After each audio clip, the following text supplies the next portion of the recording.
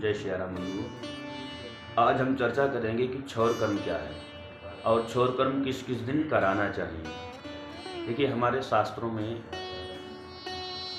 दैनीय दिनचर्या के बारे में बहुत ही विशेष बातें बतलाई गई हैं। जो हमारे शास्त्रों में जीवन जीने की जो शैली बतलाई गई है, उसके अनुसार अगर हम लोग अपना जीवन यापन करते हैं तो बहुत ही हमारा जीवन सुखद और मंगलमय होता है। कहते हैं कि शास्त्रों में जो जीवन जीने की शैली बतलाई गई है उसके अनुसार हमें पालन करना चाहिए।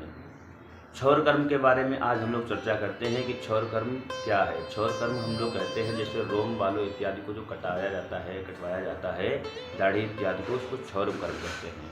तो क्षौर कर्म किस दिन कराना चाहिए, इस विषय पर हम लोग चर्चा करते हैं, क्योंकि क्षौर कर्म को लेकर प्रायः लोग भ्रमित रहते हैं कि किस दिन बाल कटाने चाहिए, किस दिन दाढ़ी बनवानी चाहिए और किस दिन नहीं करवानी चाहिए। इसके बारे में हम आज चर्चा करेंगे। हमारे शास्त्रों में कहा गया है क्षौर कर्म के लिए, देखिए, तिथियों में एकादशी तिथि, चतुर्दशी और अमावस्या और पूर्णिमा, ये तिथियाँ क्षौर कर्म के लिए वर्जित हैं। एकादशी और चतुर्दशी, अमावस्या, पूर्णिमा, ये 4 तिथियाँ क्षौर कर्म इत्यादि के लिए वर्जित हैं। और साथ ही संक्रांति, जो हमारे यहाँ 12 संक्रांतियाँ होती हैं, इन संक्रांतियों में भी क्षौर कर्म नहीं कराना चाहिए। योग की बात करते हैं तो व्यतिपात योग है, विष्टुभद्र है, इत्यादि इन योगों में भी क्षौर कर्म नहीं कराना चाहिए।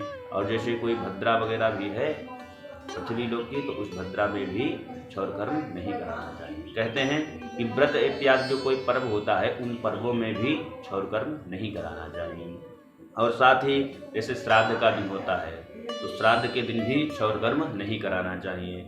और दिनों की अगर हम बात करते हैं तो मंगलवार और शनिवार को भी क्षौर कर्म वर्जित बतलाया गया है। मंगलवार और शनिवार को भी क्षौर कर्म या बाल इत्यादि नहीं कटवाना चाहिए। अब हम बात करते हैं कि किन किन दिनों में क्षौर कर्म कराने से क्या होता है, हमें क्या प्राप्ति होता है, क्या लाभ होता है, क्या हानि होती है। तो इस विषय पर हम चर्चा करते हैं।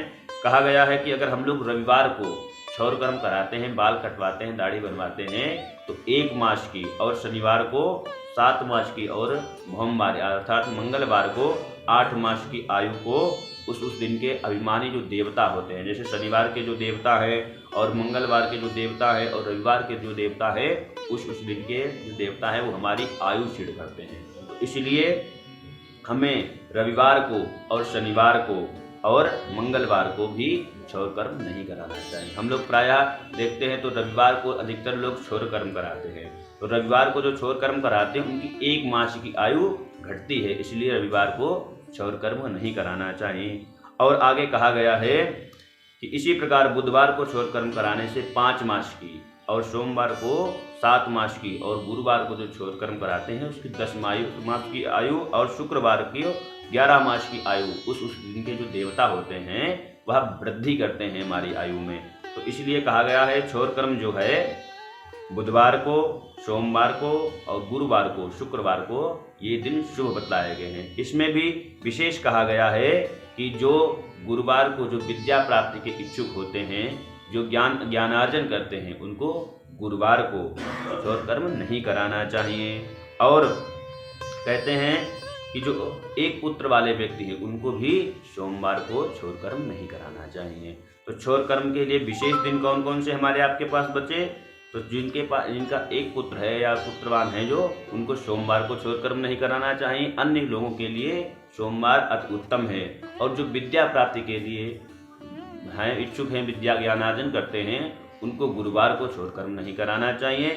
अन्य लोगों के लिए गुरुवार भी अति उत्तम है। उसके साथ साथ शुक्रवार और बुधवार को भी क्षौर कर्म उत्तम बतलाया गया है। तो हमें इन दिनों में क्षौर कर्म कराना चाहिए, अन्य दिनों में क्षौर कर्म वर्जित बतलाया गया है। इस बात का विशेष ध्यान रखना चाहिए। और कोई अनुष्ठान है, कोई व्रत है, तो इत्यादि उसमें भी क्षौर कर्म वर्जित बतलाया गया है। आज की हमारी जानकारी यहीं तक। आगे पुनः एक वीडियो में मिलते हैं। जय श्री राम, जय श्री राम।